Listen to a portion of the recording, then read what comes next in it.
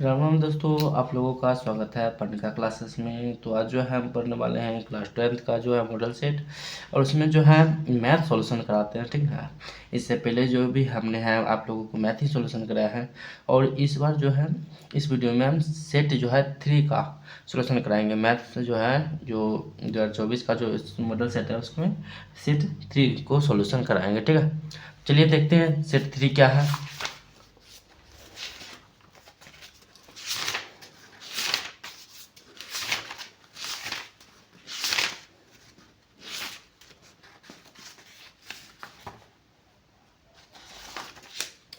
ये है model set 3। देखिए मैथ जो है सॉल्यूशन, इसमें भी 100 क्वेश्चन है, और जो 100 में लगभग जो हम बताएंगे एक एक करके ऑब्जेक्टिव क्वेश्चन। ठीक है, तो और जो है उसमें जो सब्जेक्टिव भी है उसको हम भी बताएंगे।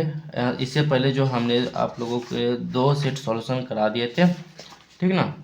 अब जो है तीसरा सेट ये सॉल्यूशन कराएंगे। तो वीडियो अच्छा लगता है तो आप लोग बने रहिए, ठीक ना, ताकि जो आगे जो कुछ समझ में आए अच्छे से क्वेश्चन को। चलिए क्वेश्चन प्राप्त करता है क्या है। क्वेश्चन वस्तुनिष्ठ प्रश्न खंड और में से देखिए आप लोगों को 85 बनाना है, लेकिन हम आप लोगों को सॉल्यूशन कराएंगे 100। ठीक है, तो पहला क्वेश्चन कहता है कि निम्नलिखित में कौन सी सबसे छोटी संयुक्त संख्या है। संयुक्त संख्या सबसे छोटी, संयुक्त का मतलब क्या होता है। छोटी संयुक्त संख्या, संयुक्त मतलब कोई दो से बना हुआ, अभाज्य संख्या नहीं, कोई 2 संख्या से बना हुआ। ठीक है, तो यहाँ में से देखिए 2 4 हो सकता है, क्योंकि यही जो है कोई किसी का भाज्य भी है। ठीक है ना, किसी का भाज्य भी है या किसी का कह सकते हैं गुणज भी है, यही होता है। ठीक है, पाई है अपरमय संख्या। ठीक है, कहता निम्नलिखित में कौन से अपरमय संख्या, अपरमय संख्या कौन सा है। 3/12, 2/√10, उसके बाद √7 √7 √2 ठीक है। इसमें से देखिए आप लोगों को थोड़ा सा कंफ्यूजन लगेगा। मेरे हिसाब से जो है 2/√10 होना चाहिए, रूट 2/10 होना चाहिए। 3 जो है रूट ये है 12, तो इसका मतलब ये हुआ कि ये रूट के अंदर 3 है और रूट के अंदर 12 है। 12 को तोड़ते हैं तो ये 4 रूट, 4 × 3, तो ये क्या होगा, 4 बाहर निकल गया, 2 आ जाएगा। 2√3, रूट से रूट खत्म, √3 से √3 खत्म, 2 बचा, तो ये परमय संख्या हो गया। ये भी परमय संख्या है। √7 खत्म होकर 1 बचेगा, 7 1 1 बचेगा कि नहीं बचा, और √2 ये भी गुना होकर 2 बचेगा, तो ये भी परमय, ये भी परमय, ये भी परमय, ये हो गया अपरमय संख्या। ठीक है, कहता है कि 2 संख्या का लॉसव तथा मौसा बराबर हो तो संख्या होगा। लॉसव बराबर मौसा बराबर, संख्या बराबर होगा तो ही लॉसव और मौसा होगा। ठीक ना, अभाज्य संख्या, अगर अभाज्य संख्या रहता तो उसका लॉसव 1 आता, लेकिन मौसव कुछ हो रहता, लेकिन सॉरी मौसव 1 आता, लॉसव कुछ हो रहता, और जो है बराबर आता तो ही जो बराबर है तभी लॉसव भी बराबर और मौसव भी बराबर आएगा, क्या बराबर आएगा। फिर कहता है क्या 0.29, इसमें जो है पावर रेकरिंग है घिंचा हुआ। ठीक ना, इसमें पिछला वीडियो में हमने बताए थे 2 पर रेकरिंग रहता तो उसमें होता 90 होता है। कितना होता है 90, यानी 29/90 नीचे में। ठीक है, 1/sin² 60 degree, 1/6 1 - sin² 60 degree. 60 degree का मान कितना हो जाएगा, 60 डिग्री का मान होता है √3/2। ठीक है, √3/2 होता है, तो इसका स्क्वायर है तो स्क्वायर कर दीजिए। 1 - √3 का स्क्वायर 3, 2 का स्क्वायर 4, यहाँ से ले लिया एलसीएम 4 आ गया, यहाँ पर 4 - 3 बराबर 1/4 आंसर। ठीक है, सी आंसर। फिर कहता है निम्नलिखित में किसका दशमलव प्रसार शांत है। दशमलव प्रसार उसका शांत होगा जिसके नीचे में बट्टे में जो है 2 या 5 के अलावा कोई और संख्या ना आए गुणनखंड करने पर। ठीक है, जैसे इसमें गुणनखंड करते हैं तो ये 40 का गुणनखंड करते हैं, यहाँ करते हैं 40 का गुणनखंड, 2 20 2 10 2 5, ये क्या है 2 और 5 ही आ रहा है, तो इसका मतलब ये शांत है। ठीक है, नीचे में 2 और 5 ही आ रहा है तो इसका मतलब शांत है। 2 और 5 के अलावा कोई और आ गया तो अशांत हो जाएगा। ठीक है, ये 2 और 5, अगर माना कि 2 आ रहा है और 5 नहीं आ रहा तो भी शांत है। ठीक है, अगर 2 और जो है 2 आ रहा है, 5 आ रहा है तो भी शांत है। 2 सिर्फ और सिर्फ 2 आएगा तो भी शांत है। 2 के साथ ना 3 आना चाहिए, ना 4 आना चाहिए, सॉरी 2 के साथ ना 3 आना चाहिए, ना 5 आना चाहिए, ना 7 आना चाहिए। ठीक है, 2 के साथ सिर्फ आएगा तो 5 ही, या 5 अकेले आता तो भी शांत है। तो इसमें पूछ रहा शांत है, तो शांत देखिए यही है। फिर कहता है क्या निम्नलिखित में किसका दशमलव प्रसार अशांत है। अशांत मतलब जिसका गुणनखंड करने पर या तो 2 या 5 नहीं आएगा तभी। 15 गुणनखंड करते 3 गुने 5 आ रहा है, ठीक है। दो इसका में इसमें 4 2 आ रहा है, इसमें भी 2 आ रहा है, यही है। इसमें 7 आ रहा है, केवल इसमें 7 आ रहा है। अब देखिए कहिएगा कि यहाँ पर जो है 3 भी आ रहा है। अगर 6/15 है, 6/15 है, इसमें अगर 3 आ रहा है, इसको लिख सकते हैं 2 गुने 3, नीचे में लिख सकते हैं 5 गुने 3, तो 3 से 3 खत्म हो गया, नीचे में सिर्फ और सिर्फ 5 बच रहा, तो शांत है, ठीक है। अब देखिए यहाँ पर 31/343, 343 जो होता है क्या होता है, 343 7 गुने 7 गुने 7 होता है, ठीक है। तो इसमें देखिए नीचे में ना 2 आ रहा ना 5 आ रहा, यही क्या हुआ, अशांत हो गया। और 500 जो 12 होता है, देखिए 512 के तक क्या होता है, 2 का 2 पर 4 4 दूना 8 8 दूना 16 16 दूना 32 32 दूना 64 64 दूना 128 128 दूना 256 256 दूना 512, 2 का पावर 9 होता है 512, ठीक है, ध्यान रखिएगा। कहता है कि 400 के अभाज्य गुणनखंड में 5 का घातांक 400 गुणनखंड करिए, ठीक है। ये कितना नंबर है, 9 नंबर। 400 गुणनखंड करिए, 2 से 2 बार, 200, 2 से 100, फिर 2 से 50, फिर 2 से 25, फिर 5 से 25, 5, ठीक है। यानी 5 कितना बार आ गया, 2 बार आ गया, यहाँ पर 2 ऑप्शन सही हो जाएगा, ठीक है। फिर कहता है कि यदि 10वां नंबर, यदि 130 बराबर 15 गुने 8 प्लस 10, ठीक है। फिर कहता है इसका जो मौसो है, इसका मौसो जो है, मौसो बराबर नहीं कुछ और कर रहा, मौसो 130, मौसो 130 और 15 बराबर है मौसो एक्स वाई, ठीक है। मौसो कब बराबर आएगा, जो एक्स वाई एक संख्या है उसका मौसो और 130 और 15 का मौसो, दोनों का मौसो बराबर है, तो बताओ यहाँ पर क्या होगा, ठीक है। तो कुछ तो गड़बड़ हो गया इसमें। इसमें देखिए यहाँ पर आते हैं, यहाँ पर कहता है कि 130 एक संख्या है, एक जो है 15 संख्या है, इसका मौसो जितना आएगा उतना ही ये संख्या जो है एक्स और वाई उसका मौसो बराबर आएगा।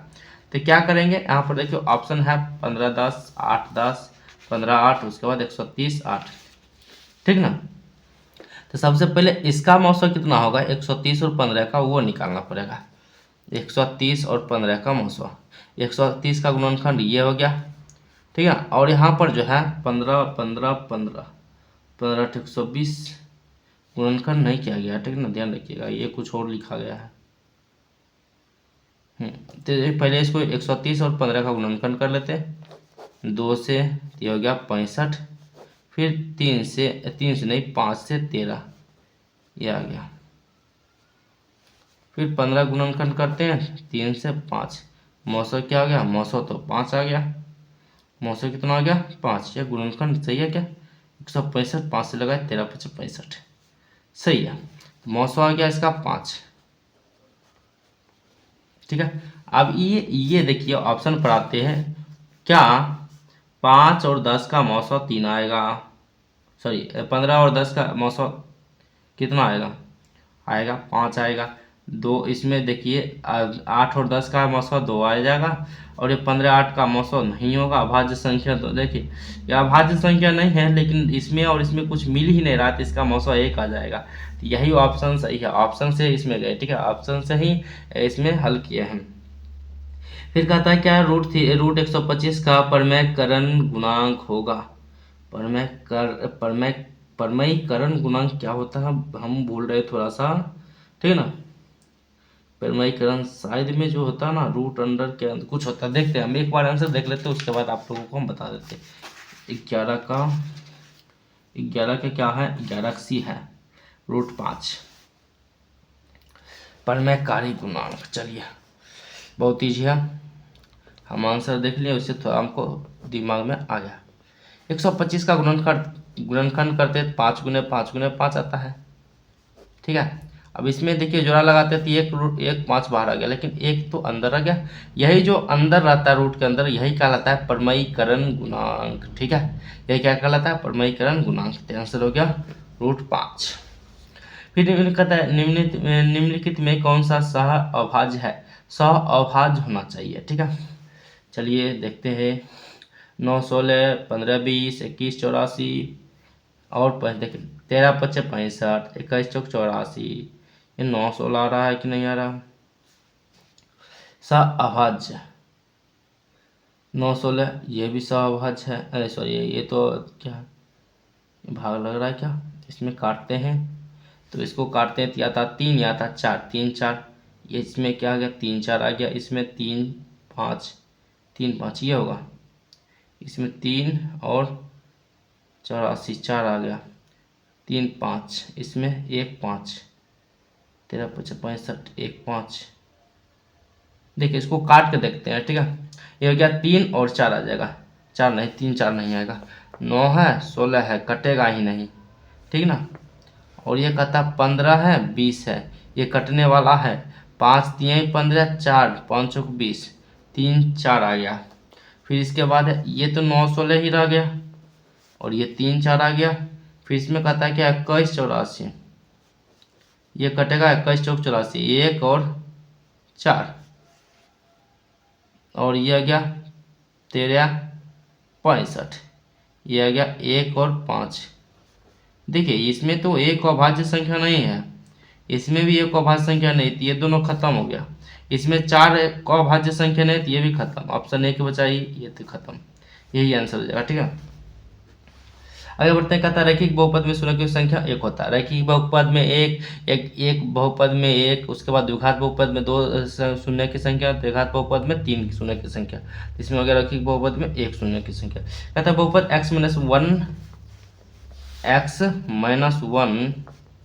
x - 1 का शून्य ज्ञात करें। x - 1 बराबर 0, 0 माइनस में तो उधर गया तो प्लस में x बराबर 1 आ गया। तो देखिए फिर कहता है क्या? द्विघात बहुपद के शून्य के यदि -4 और 7 है तो द्विघात बहुपद होगा। 15 नंबर कहता शून्य है यानी अल्फा बराबर -4 है और बीटा बराबर 7 है। तो सबसे पहले द्विघात बहुपद निकालने के लिए अल्फा प्लस बीटा निकालना पड़ेगा। तो -4 में +7 जोड़ेंगे तो +3 आ जाएगा। और इस एक और निकालना पड़ता है अल्फा इंटू बीटा। इसको निकालेंगे तो ये क्या हो जाएगा? -4 × 7 बराबर -28। ठीक है, अब द्विघात बहुपद बराबर सूत्र होता है, द्विघात बहुपद बराबर सूत्र होता है x² minus alpha plus beta into x, उसके बाद प्लस अल्फा इंटू बीटा। तो यहाँ हो गया x² minus alpha plus beta का मान है 3x अब plus plus minus plus minus alpha into beta का मान 28। तो हो गया x² minus 3x minus 28, x² minus 3x minus 28। Option C correct answer है। फिर कहता है क्या? एक द्विघात बहुपद के शून्य का योगफल और गुणनफल दिया गया है, यानी जो है अल्फा प्लस बीटा और अल्फा इंटू बीटा दिया गया है। दिया गया 5 और 6। कहता है द्विघात बहुपद, वही बात यही सूत्र पर रख देंगे। x² minus alpha plus beta into X plus alpha into beta. x² alpha plus beta का मान 5, 5x plus 6, x² minus 5x plus 6, x² minus 5x plus 6। Option B correct answer है। ठीक है, आगे बढ़ते हैं। कहता है क्या? यदि बहुपद y² माइनस 6y प्लस 8 के शून्य का अल्फा और बीटा है तो अल्फा इंटू बीटा का मान क्या होगा? y² माइनस 6y प्लस 8 बराबर 0। a बराबर हो गया 1, b बराबर -6, c बराबर 8। अल्फा इंटू बीटा का मान पूछ रहा तो सूत्र होता है c/a। c का मान -6/1, a का मान 1, -6 आंसर हो गया, -6 आंसर। ठीक है, आगे बढ़ते हैं। कहता है क्या? 18 नंबर क्वेश्चन। कहता है बहुपद f(x) बराबर f(x) बराबर 3x² माइनस 7x प्लस 2, तो f-1 का मान कितना होगा? f(x) बराबर दिया गया है 3x² minus 7x plus 2, f-1 पूछ रहा है, यानी जहाँ पर x है वहाँ पर -1 रखेंगे। 3 - 1 का स्क्वायर माइनस 7 इंटू -1 प्लस 2। 3 एक माइनस 1 का स्क्वायर 1 माइनस माइनस प्लस 7 एकम 7 प्लस 2 3 एकम 3 7 10 10 2 12 आंसर हो गया। ठीक है 18 का 12 ऑप्शन बी करेक्ट आंसर है। 19 पर आते हैं। 19 कहता है क्या एक्स स्क्वायर माइनस 3 के शून्य के होगा। 19 एक्स स्क्वायर माइनस 3 बराबर 0 ले लीजिए। इधर माइनस में तो उधर गया तो प्लस में, इधर स्क्वायर में तो उधर गया तो रूट में, रूट लगा तो प्लस माइनस लग जाएगा। यानी एक्स बराबर होगा एक बार प्लस में √3 और एक बार माइनस में √3, plus minus √3। Option B correct answer है। ठीक है आगे बढ़ते हैं 20 नंबर क्वेश्चन पर। कहता है क्या निम्न में से कौन x 6x माइनस 2y बराबर 0 तथा 10x प्लस 2y बराबर 32 का एक हल है। इसको देखिए एक तरीका से इसको क्या कर दीजिए, शॉर्टकट हल कर दीजिए। ठीक ना, ये क्या मर गया,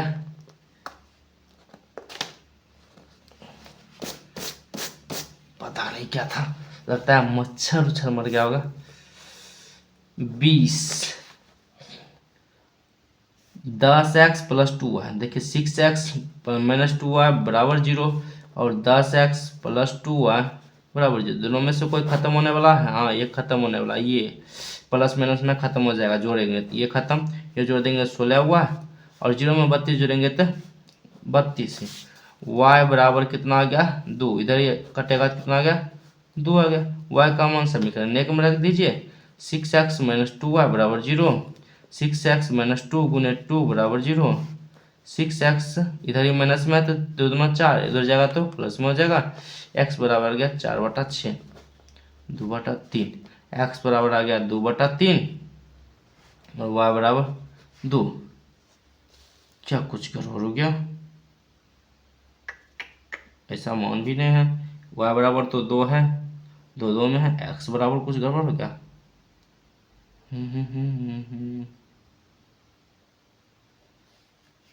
इसमें रख देखते थे 10x प्लस 2 गुने 2 बराबर 32, 10x माइनस प्लस 4 बराबर 32, यहाँ से गया 10x उधर गया तो माइनस में 32 में से 4 घटा, 10x बराबर 28, यह आ गया 28/10, x बराबर आ गया, कहीं पर कुछ अलग मान आ रहा है, कहीं पर कुछ अलग मान आ रहा है, कुछ तो गड़बड़ हो गया। y का मान तो ओहो y का मान ही नहीं, ये x है, x का मान आया है क्योंकि y तो खत्म हो गया है। ठीक है ना, इसको फिर से बनाते हैं 20 नंबर को। ये था 6x माइनस 2y बराबर 0 और 10x प्लस 2y बराबर 32, ये खत्म 16x बराबर 32, x बराबर 2 आ गया। x का मान रखेंगे समीकरण 1 में, 6 गुने 2 माइनस 2y बराबर 0, 12 माइनस 2y बराबर 0, यहाँ से माइनस में तो उधर गया तो प्लस में, सॉरी माइनस में तो इधर प्लस में तो उधर गया तो माइनस में, माइनस से माइनस खत्म, y बराबर आ गया 6, तो यहाँ से कितना आ गया x बराबर आ गया 2 और y बराबर 6, x बराबर 2 y बराबर 6। Option B correct answer, option B भी आ रहा है खाली।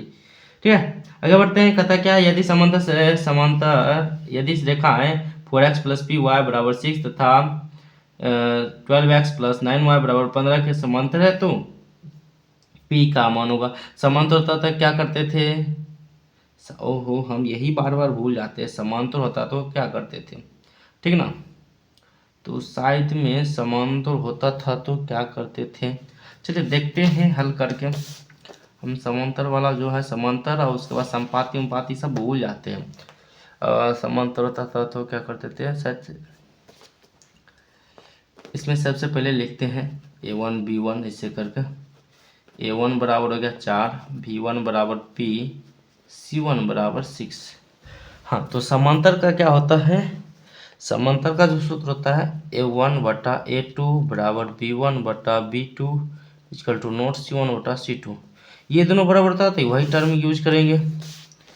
ए 4 देखिए ए 4/12 बराबर P/9 बराबर होगा, ध्यान रखिएगा। ठीक है, यहीं से हल हो जाएगा। ये कटेगा 3 P और 3 गुना होगा 3P, 1 और 9 गुना होगा तो 9, ये खत्म 3, P बराबर आ गया 3, आंसर हो जाएगा 3। कहाँ है 3, ये है। हाँ, ये ध्यान रखेगा। ठीक है, हम भूल जाते हैं तो ऐसा नहीं कि आप लोग भी भूल जाइएगा, ध्यान में रखना होगा। आगे बढ़ते हैं 22 नंबर क्वेश्चन की तरफ। ये गलत था। 22 नंबर क्वेश्चन का था क्या, समीकरण निकाय एक्स क्या है, x+2y बराबर 3 और जो है 5x प्लस के वाई। यहाँ जो गड़बड़ हो गया, इसमें से दो के वाई दिए गए, ये काट दीजिए। बराबर 15 के अनगिनत हल है तो के का मान ज्ञात करें। कि अनगिनत हल में क्या होता था, अनगिनत हल में होता था तीनों बराबर। ठीक है, x+2y बराबर 3, a1 बराबर 1,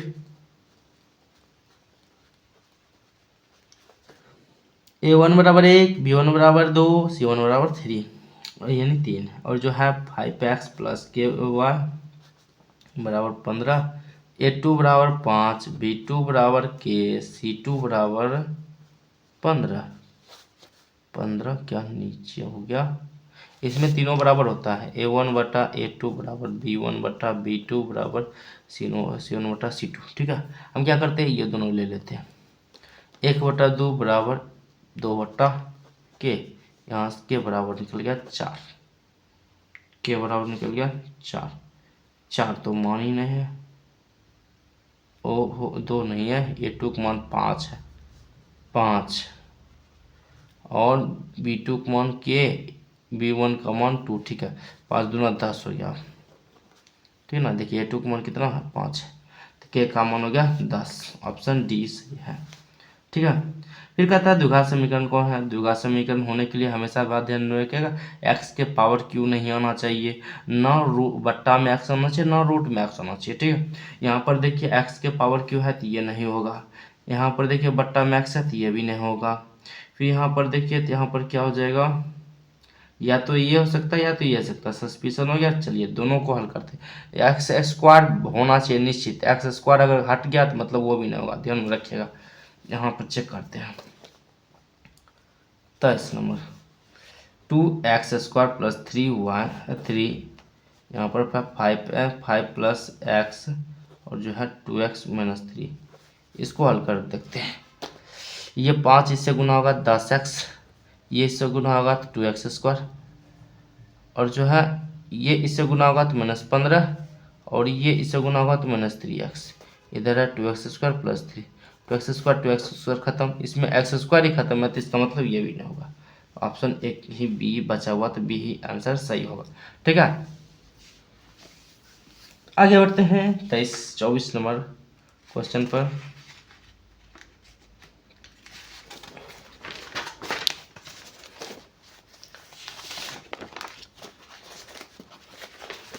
तो बीस कहता है क्या, द्विघात समीकरण px² plus qx plus r बराबर 0, तो p = नॉट 0 के मूल है, मूल पूछ रहा है।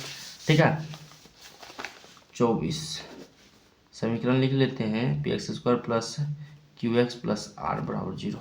इसमें हो गया a बराबर हो गया p, b बराबर q, c बराबर r, d बराबर निकालते हैं तो b² माइनस 4ac, b के जगह पर q² माइनस 4p और r, ये हो गया डी का मान। तो x बराबर हो गया plus minus B plus minus √d/2a, minus B के जगह पर minus Q plus minus √d के जगह पर q² माइनस 4pr/2a के जगह पर p।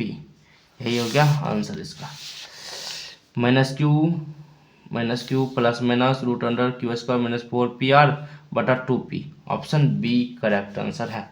ठीक है, ऑप्शन बी करेक्ट आंसर है। आगे बढ़ते कहता है द्विघात समीकरण 2x² plus 6x plus 6x² plus 6x plus 1 बराबर 0 के मूल प्रकृति होगा या नहीं। मूल पूछ रहा है क्या होगा, मूल पूछ रहा था, अगर मूल पूछ रहा है क्या होगा, सीधा सीधे डी का मान निकालना है, ध्यान रखिएगा। a बराबर 6, b बराबर 6, सी बराबर 1, डी बराबर B square minus 4ac, B का मान 6 का स्क्वायर माइनस 4 गुने 6 गुने 1 बराबर 6 का स्क्वायर 36, ये होगा 6 चौक 24, घटेगा तो बचेगा 12। डी का मान जो है जीरो से बड़ा आ गया, जीरो से बड़ा आ गया तो इसका मतलब जो इसका मान होगा वास्तविक होगा, वास्तविक होगा लेकिन असमान होगा, वास्तविक और असमान है, ठीक है, वास्तविक और असमान है। बड़ा जीरो रहता तो बराबर आता, ठीक है, वास्तविक और बराबर। अगर जीरो से छोटा रहता माइनस में आता तो अवास्तविक होता या वास्तविक नहीं होता। फिर कहता है क्या, समीकरण 3x² प्लस 18x प्लस 6 के मूल का योग, मूलों का योग यानी अल्फा प्लस बीटा का मान पूछ रहा है, ठीक है, अल्फा प्लस बीटा का मान पूछ रहा है 26 में। 3x² minus 18x plus 6 equal to 0, alpha plus beta का मान पूछ रहा है, सूत्र होता है minus B by, minus B के जगह पर माइनस 18 माइनस पहले से फिर माइनस 18 बटा ए के जगह पर 3, तो माइनस माइनस प्लस 18 बटा 3 बराबर 6 आ गया, 6 आंसर 6 डी ऑप्शन करेक्ट है। फिर कहता है क्या, द्विघात समीकरण ax² plus bx plus c बराबर 0 इक्वल टू नॉट 0 के मूल के एक दूसरे के व्युत्क्रम हैं, तो यानी जो है मूल व्युत्क्रम है, यानी अल्फा बराबर 1/बीटा है, यानी अल्फा इंटू बीटा ये क्रॉस मल्टीप्लिकेशन होगा बराबर 1 आ गया, यानी जो सी बाय ए बराबर 1, यहाँ से सी बराबर ए आ गया, सी और ए का मान आपस में बराबर है, ऑप्शन बी करेक्ट आंसर है। फिर कहता है समांतर श्रेणी 1/2 1 3/2 2 का 15वां पद, यानी जो n का मान दिया गया है 15 दिया गया है और a का जो मान है 1/2 दिया गया है। d का मान हल करते हैं, 1 में से 1/2 घटेगा तो d का मान जो बचेगा 1/2, 1 में से आधा घटेगा आधा बचेगा, ठीक है। अब कहता है क्या, 15वां पद यानी t15 सूत्र होता जाता है क्या, a प्लस 14d, a का मान 1/2, 14 गुने 1/2 बराबर 1/2 गुने 7, ये बचेगा 7, नहीं तो इसको क्या करिए प्लस में ना 14/2 रख लीजिए, अभी एलसीएम में तो 2 1 प्लस 14 बराबर 15/2 आंसर, 15/2 आंसर, ठीक है।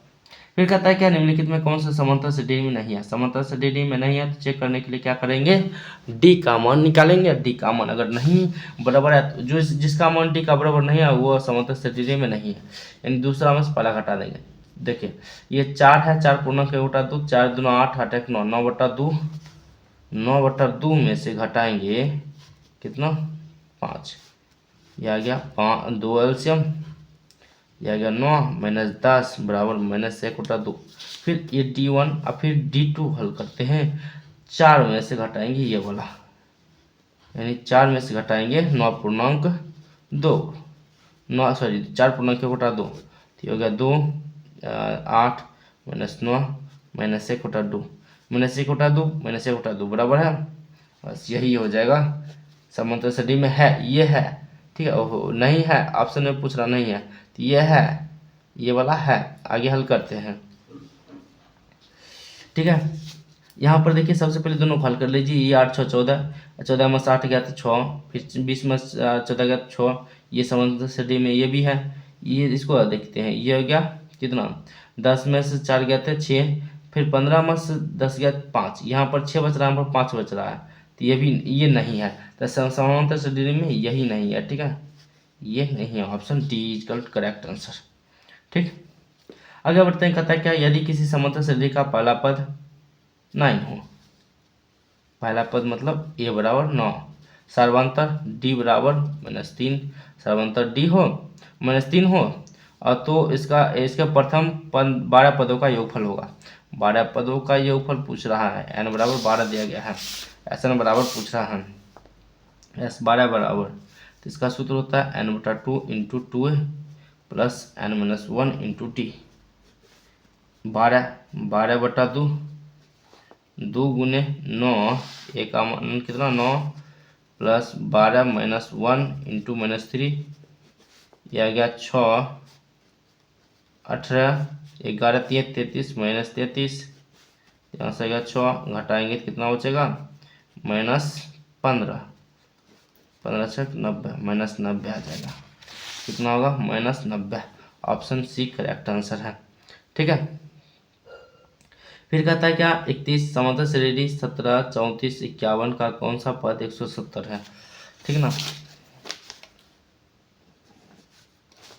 ए बराबर 17, डी बराबर 34 में से 17 घटा तो 17 बचा, कौन सा पद यानी टी एन बराबर 170 है। ऐसे दसवां एन बराबर 10वां आएगा। ठीक है ना, तो भी ज्ञात कर लेते हैं। सूत्र होता है ए plus M minus 1 into D बराबर 170। ए का मान है 17 और एन माइनस 1 इंटू डी का मान है 17। ठीक है, 17 इधर ही प्लस में तो उधर गया तो माइनस में, एम माइनस 1 इंटू डी यानी 17, 117 में से 17 घटा कितना बचेगा 153, 153 आज 17 इधर गुना में इधर आ गया तो भाग में काटेंगे तो 9 से इधर ही प्लस माइनस में तो उधर गया प्लस में, 9 में से जुटा था 10, यानी बराबर रहेगा 10वां पद है। क्या है 10वां पद, बोले ना 10वां पद होगा। फिर कहता है क्या समांतर श्रेणी पद 51 48 45 6 में पदों की संख्या, 6 तक पदों की संख्या, ये लास्ट पद है 6 32। पहला संख्या है 51, दूसरा संख्या कहता है 48 में से 51 घटेगा बराबर -3 आ गया, और जो है लास्ट टीएन पद है 6। पदों की संख्या एन बराबर पूछ रहा है ए plus n minus 1 into D बराबर 6, 17 51, एन माइनस 1 का मान पता नहीं लेकिन डी का मान -3 है बराबर 6। इधर ये प्लस में इधर हो जाएगा तो माइनस में, एन माइनस 1 इंटू -3 बराबर 6 में से 51 घटा तो -45, कितना -45। इधर ये प्लस इधर ये गुना में इधर आएगा तो भाग में, माइनस से माइनस खत्म 9, इधर ये माइनस में तो उधर गया तो प्लस में, 9 के 10, 10वां पद ये भी हो जाएगा। ठीक है, पदों की संख्या 10, क्या गलत है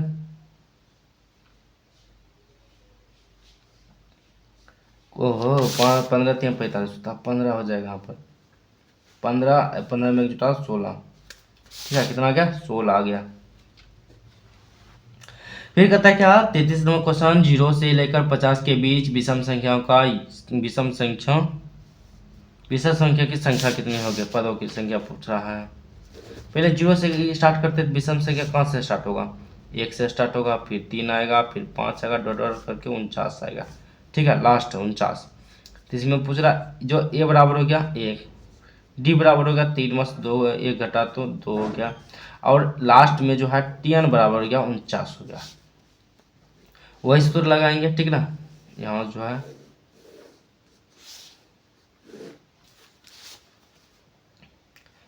वही सूत्र a plus n minus 1 into two a d, एक जगह पर 1 हो गया, एन माइनस 1 का मान पता नहीं लेकिन डी की जगह पर 2 हो गया बराबर 49, इधर ही प्लस में तो उधर गया तो माइनस में, तो N minus 1 into two D 49 में से घटा तो 48, 1 काटे 24।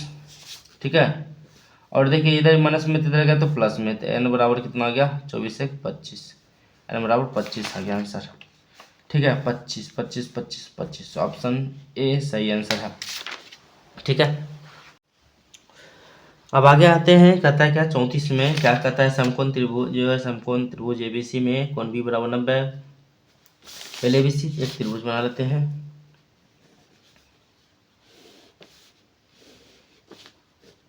कहता है कोण बी बराबर 90, ये बी हो गया, ये ए ये सी, ए बी बराबर √15, बी सी बराबर 1, तो ए सी का मान 4 है, तो टेन ए बराबर सूत्र होता है लंब बटा आधार।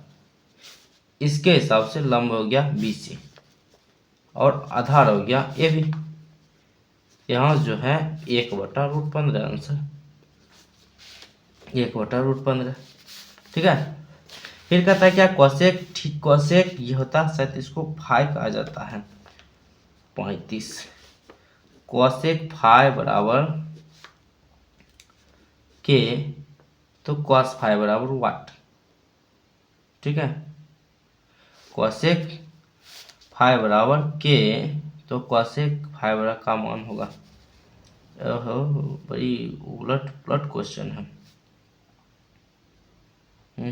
इसके नीचे में कुछ नहीं तो एक, ये हो गया कर्ण वटा लंब, ठीक है। आधार का मान पता नहीं, तो आधार बराबर सूत्र होता है रूट अंडर कर्ण का स्क्वायर यानी के का स्क्वायर माइनस एक, ये हो गया आधार। यानी आप कहता है cosec फाइव बराबर सूत्र होता है आधार बटा कर्ण, आधार का मान हो गया रूट अंडर के स्क्वायर माइनस वन बटा कर्ण का मान के, ये हो गया रूट अंडर के स्क्वायर माइनस वन बटा के, रूट अंडर के स्क्वायर माइनस वन बटा के। ऑप्शन बी करेक्ट आंसर है, ठीक है।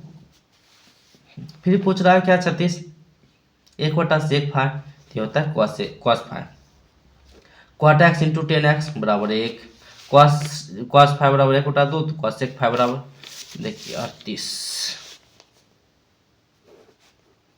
cos फाइव बराबर एक बटा दो, ठीक है।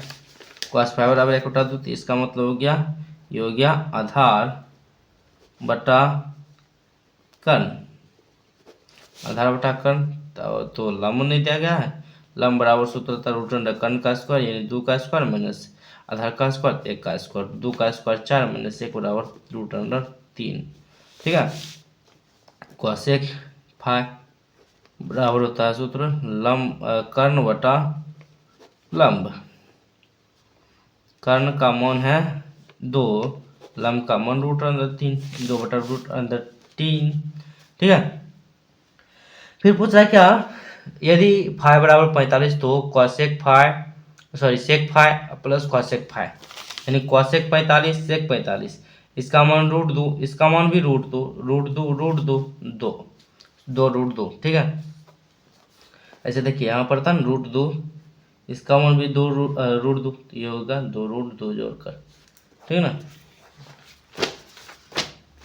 आगे आते हैं, कहता है क्या, यदि three root under three tan A बराबर थ्री बराबर जीरो माइनस, ओहो क्या बोल रहे हैं, रूट अंडर थ्री टेन ए माइनस थ्री बराबर जीरो, तो ए का मान बताओ 40, रूट अंडर थ्री टेन ए माइनस थ्री बराबर जीरो, इधर माइनस में तो उधर गया तो प्लस में, root under three tan A बराबर थ्री, इधर ही प्लस में तो उधर गया, इधर ये गुणा में तो उधर गया तो भाग में आ गया कितना थ्री बटा रूट थ्री, ये काटेंगे तो रूट थ्री बचा, टेन ए बराबर आ गया रूट थ्री जो है किसका मान है टेन 60 का मान है, ए बराबर आ गया 60 डिग्री, ठीक है। ऑप्शन बी करेक्ट आंसर है। आगे बढ़ते हैं, कहता है क्या, सेक 35 डिग्री बटे कॉसेक 35 डिग्री का 55 डिग्री का whole square,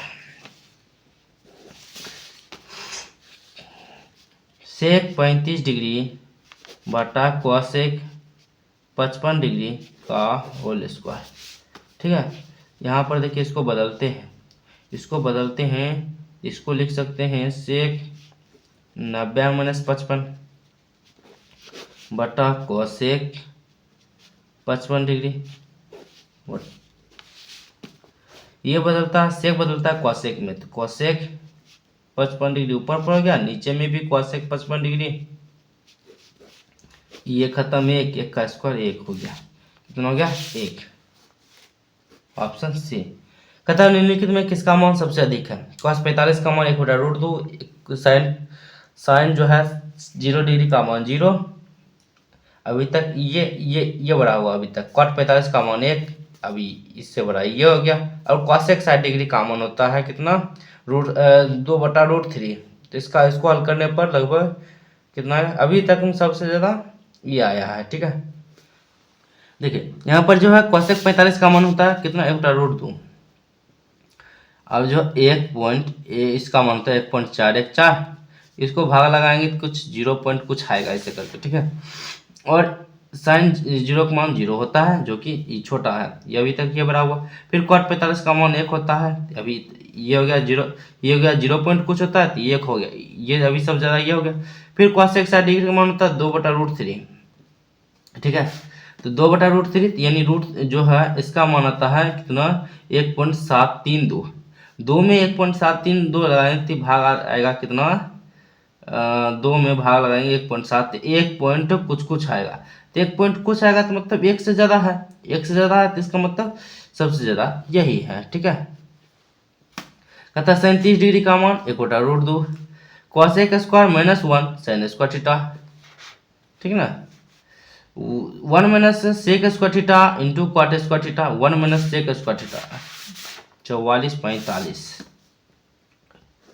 1 minus sec square theta into cot square theta, ये हो गया टेन स्क्वायर थीटा और ये cot square theta, tan square theta into cot square theta बराबर 1।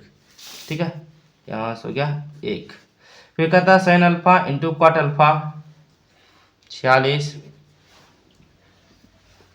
साइन अल्फा इंटू क्वाट अल्फा, तो साइन अल्फा क्वाट अल्फा का यानी क्या कॉस अल्फा बटे साइन अल्फा, साइन अल्फा से साइन अल्फा खत्म बराबर कॉस अल्फा बचा है सिर्फ। थीटा बटे 5 बराबर 12 डिग्री, कौन थीटा बराबर पूछ रहा है भाई, कोई बात नहीं। थीटा बटे 12 बराबर थीटा बटे 5 बराबर 12 डिग्री, तो यहाँ थीटा का मान निकालते हैं 3 गुना का 60 डिग्री, थीटा का मान 60 डिग्री आ गया। फिर पूछा 3x into cosec square theta. ठीक है, थीटा के जगह पर क्या रखेंगे 60 डिग्री रखेंगे। Cosec square 60 degree, cosec square 60 degree का मान कितना हो जाएगा, ये हो जाएगा कॉसेक 60 डिग्री का मान होता है 2/√3 का होल स्क्वायर, यहाँ से आ गया 3x 4/3, 3 से 3 खत्म और ये हो गया x बराबर क्या आ गया 1/4 आ जाएगा क्या, नहीं x गुने 4 आ गया। इसमें कुछ क्वेश्चन ही गलत लगता है, ये गुना का चिन्ह है या कुछ और का चिन्ह है। मेरे हिसाब से तो ये गुना का चिन्ह होना चाहिए, अगर गुना का चिन्ह होता है तो x का जो है x का मान नहीं, ये पूरा का मान 4 आएगा। ठीक है, ये गुना का चिन्ह ले लीजिए, ये गुना का ही चिन्ह है। ठीक है ना, तो ये हो गया 4 आंसर आ गया। ठीक है, कितना हो गया 4।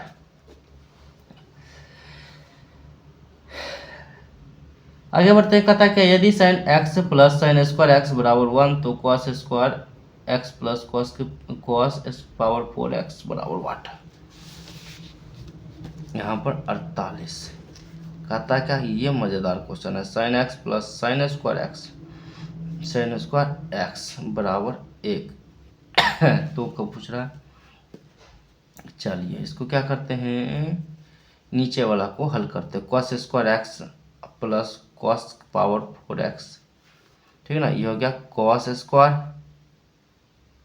यहाँ से हो गया क्या कॉस स्क्वायर एक्स, इसको ए का स्क्वायर प्लस इसको ले लेते हैं कॉस स्क्वायर एक्स का स्क्वायर, यहाँ से आ गया कॉस एक्स, सूत्र होता है ए स्क्वायर प्लस बी स्क्वायर का सूत्र होता है ए प्लस बी का होल स्क्वायर, ए प्लस बी का होल स्क्वायर।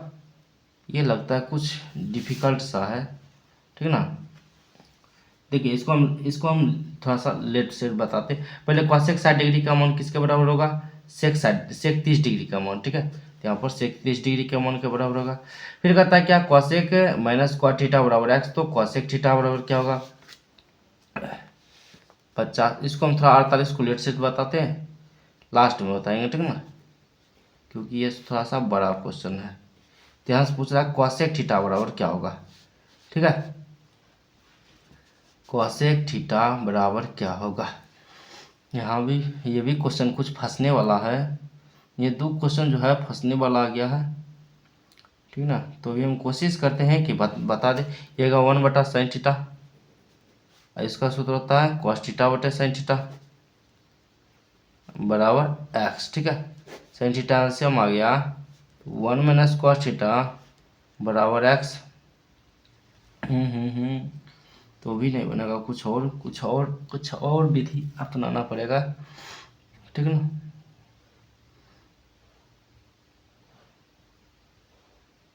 कुछ और विधि अपनाना पड़ेगा इसमें।